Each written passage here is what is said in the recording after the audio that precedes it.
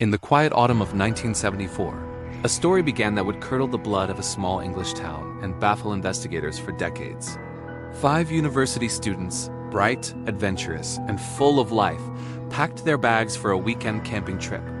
Their destination was Blackwood Forest, a place known for its dense canopy and winding ancient trails. They were all experienced hikers, well-equipped for what should have been a simple, refreshing escape from their studies. They left on a Friday morning, promising to return by Sunday evening. But Sunday came and went, then Monday. By Tuesday, their families were frantic. The students never came back. A massive search was launched. Police, volunteers, and local woodsmen combed through the sprawling forest. For weeks, they found nothing. It was as if the ancient woods had simply swallowed them whole. Then, deep within a less-traveled part of Blackwood, a search party stumbled upon their campsite. The scene was bizarre, unsettling. Their 2 tents weren't just collapsed. They were shredded, torn to ribbons, but strangely, from the asterisk inside asterisk out. Their cooking gear, backpacks, and supplies were not scattered in a panic. Instead, they were stacked neatly in a perfect, deliberate circle in the center of the clearing. It looked less like a campsite and more like an offering. But of the 5 students, Sarah, Michael, David, Jessica, and Liam, there was no sign. They had vanished into thin air.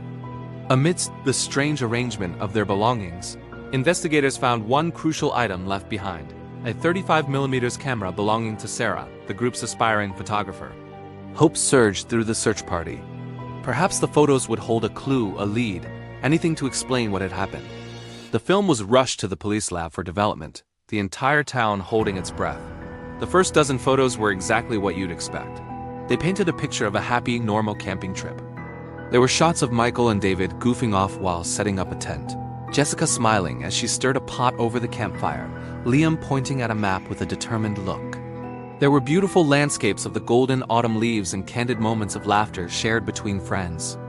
It was all so painfully ordinary, but then came the final roll of film. The mood shifted abruptly.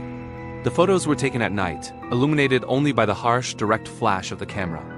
The cheerful atmosphere was gone, replaced by a thick, palpable sense of dread. The last 3 photographs were the most chilling. The first of the 3 showed the group standing side by side in a rigid line, facing the camera. Their smiles were gone. Their faces were blank, devoid of any discernible emotion. The second photo was almost identical, but their eyes seemed wider, fixed on something just beyond the lens, something the photographer, and now us couldn't see. Their expressions weren't of shock or terror, which would have been understandable. It was something far more disturbing. It was total, absolute emptiness. Like their very souls had been hollowed out and replaced by a cold, silent void. The final, terrifying photograph was a close-up of Jessica's face. Her eyes were wide, black pools reflecting the camera's flash, and a single tear traced a path down her otherwise emotionless cheek. After that, the film was blank. The photos provided no answers, only deeper, darker questions. What could drain 5 vibrant young people of their very essence? The local community, steeped in folklore and generations of stories about the woods, had its own theories. They whispered that the students had unwittingly stumbled upon something ancient and malevolent, a place that should never have been disturbed. Blackwood Forest, according to local legend, was not normal. It was a place where the rules of nature were bent. They say that deep within Blackwood, the shadows don't follow the people follow the shadows.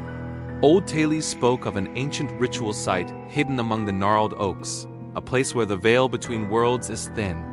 The legend claimed that anyone who spent more than 2 nights in that specific part of the woods would attract its attention. The students had planned a 2-night trip. On the 3rd night of their disappearance, the night after they were due to return, a farmer whose property bordered the forest reported a deeply unsettling experience. He was woken late at night by a sound carried on the wind from the direction of the woods. He said it was like 1,000 whispers, a low, guttural chorus that seemed to vibrate in his very bones. It wasn't human voices, he insisted. It was more like the trees themselves were speaking, reciting a dark, incomprehensible prayer in a language that was never meant for human ears.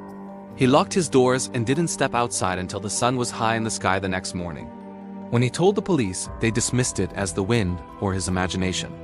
But those who knew the forest's reputation knew better. They believed the forest had claimed the students, drawing them into its shadowy embrace, making them a part of its eternal, whispering song. The ritual was complete. For a year, the case went cold. The files were packed away, the tragedy slowly fading into a grim local legend, a cautionary tale told to keep children out of the woods after dark. Then, the impossible happened. A man was found wandering dazedly along a highway nearly 100 miles away from Blackwood.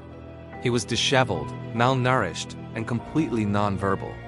His fingerprints were taken and the police were stunned. It was David, one of the missing students. But the man before them was not the 20-year-old who had disappeared. His hair was white, his face a roadmap of deep wrinkles, and his body frail and stooped. He looked like he was in his late 70s. Medical examinations confirmed the impossible.